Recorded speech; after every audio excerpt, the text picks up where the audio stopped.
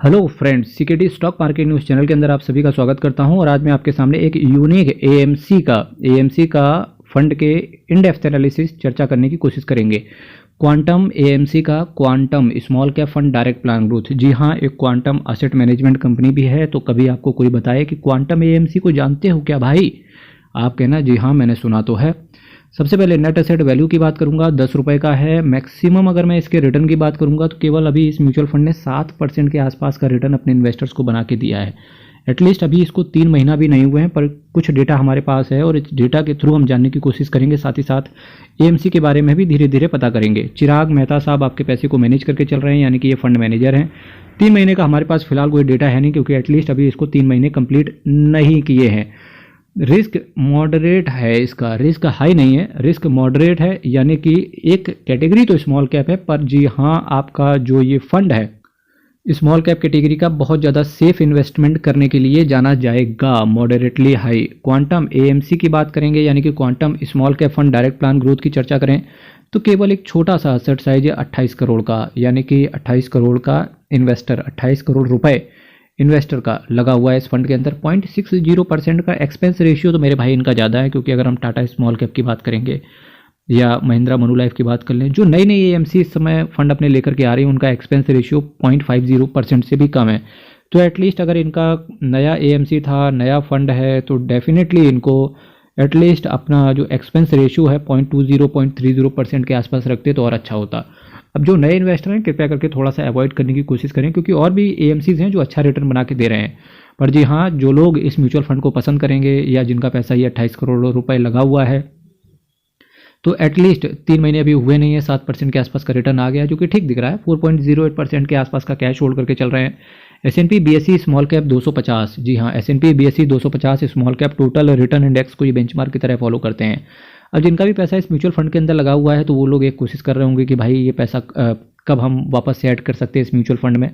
तो डेफिनेटली उनसे कहना चाहूँगा कि आप किसी भी गूगल पे सर्च मार लो क्या S&P BSE 250 स्मॉल कैप, तो एक इंडेक्स खुल के आ जाएगा। जिस दिन ये इंडेक्स 2% से ज़्यादा का गिर जाए, आपको वहाँ पर एक SIP कर देनी चाहिए। और उसके बाद देखो एग्जिट लोड भी इन्होंने दिया है। एटलीस्ट एग्जिट लोड तो इन्होंने देना ही नहीं चाहिए था।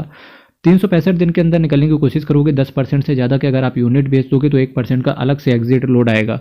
मेरे हिसाब से इनको एग्जिट लोड नहीं देना चाहिए था, क्योंकि एग्जिट लोड देने का सिर्फ एक मतलब ही नज़र आता है कि एटलीस्ट इनको खुद भरोसा नहीं है कि हमें अपने इन्वेस्टर्स को अच्छा रिटर्न दे पाएंगे। क्योंकि अगर इनको भरोसा होता, क्योंकि इन्वेस्टर को अल्टीमेटली क्या चाहिए, रिटर्न चाहिए। अगर रिटर्न उसको मिलता रहेगा तो क्या ही वो बेच के जाएगा, है कि नहीं।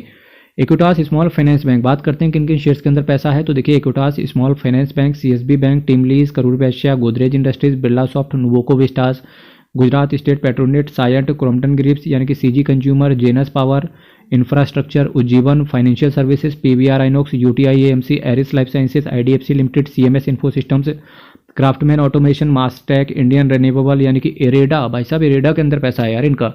इरेडा शेयर अगर आपने नहीं सुना होगा तो अभी इसका रिसेंटली IPO आया था, करीब 38 रुपये का इसका एक शेयर था, और आज देखो 176 के आसपास का इसका करंट में प्राइस चल रहा है। तो बहुत तगड़ी कंपनी है। 400% के आसपास का रिटर्न दे चुकी है इरेडा जब से ये लिस्ट हुई है, और जब से क्या अभी 1 ही 2 महीने हुए हैं इरेडा को लिस्ट हुए।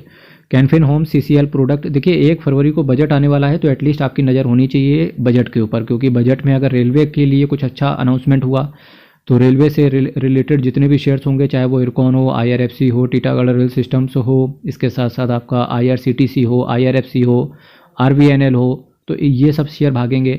अगर रिन्यूएबल एनर्जी के लिए बजट में अलग से अनाउंसमेंट होता है तो इरेडा जैसी कंपनियां भागेंगी, ठीक है। इसके साथ साथ आपकी बैटरी कंपोनेंट्स, इलेक्ट्रिक व्हीकल के लिए अगर अलग से कुछ अनाउंसमेंट हुआ तो डेफिनेटली जितनी भी ऑटोमोबाइल से रिलेटेड कंपनीज हैं लाइक टाटा मोटर्स, ठीक है, इन सबको ज़्यादा फायदा होगा। तो नज़र रखें बजट पे, ठीक है। CCL प्रोडक्ट और कुछ शायद बजट की वजह से अडानी को भी अगर कुछ फ़ायदा हुआ तो अडानी के शेयर्स भी भागेंगे।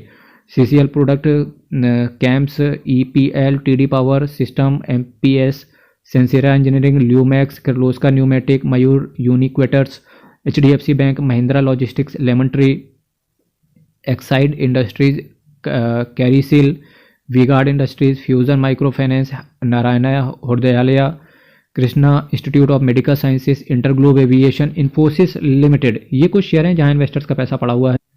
अब जो नए इन्वेस्टर हैं इस वीडियो को देख रहे हैं मेरे भाई, चैनल को सब्सक्राइब कीजिएगा, वीडियो को लाइक कीजिएगा। कुछ ऑल्टरनेट भी आपको बताते हैं कि इस म्यूचुअल फंड में इन्वेस्ट करने से पहले एक बार इन म्यूचुअल फंड के रिव्यू भी देख लेना, like quant small cap, Motilal Oswal, Nifty micro cap 250 index और बंधन स्मॉल कैप, इनके रिव्यूज़ एक बार जरूर चेक कर लीजिएगा, ठीक है।